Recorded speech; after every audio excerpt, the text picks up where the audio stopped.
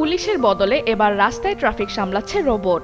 চীনের হাংচৌ শহরের ব্যস্ত সড়কে ট্রাফিক নিয়ন্ত্রণে নামানো হয়েছে চাকার ওপর চলা T2 রোবট। হেলমেট ছাড়া বাইক চালানো, অতিরিক্ত যাত্রী বহন এবং ট্রাফিক সিগন্যাল অমান্য করার মতো ঘটনা শনাক্ত করতে পারে এই রোবট। পাশাপাশি ট্রাফিক সিগন্যালের সঙ্গে মিল রেখে নির্দেশনা দেওয়া, পথ দেখানো এবং মানুষের বিভিন্ন প্রশ্নের উত্তরও দিচ্ছে। গ্রেপ্তারের ক্ষমতা না থাকলেও ক্যামেরার সাহায্যে ট্রাফিক আইন ভাঙা শনাক্ত করে চালকদের সতর্ক করছে এটি।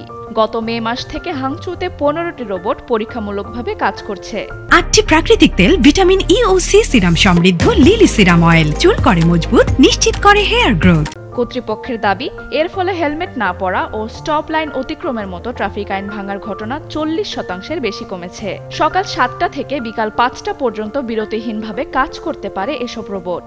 এরই মধ্যে চীনের 8টি শহরে প্রায় 50টি রোবট কাজ করছে। চলতি বছরের শেষ নাগাদ এই সংখ্যা 200 ছাড়িয়ে যাবে। তবে তীব্র রোদ ও বৃষ্টিতে ক্যামেরার কার্যকারিতা কিছুটা কমে যায়। তারপরও ভবিষ্যতে এই প্রযুক্তি বিদেশেও ছড়িয়ে দেওয়ার পরিকল্পনা করছে চীনের বিভিন্ন প্রতিষ্ঠান।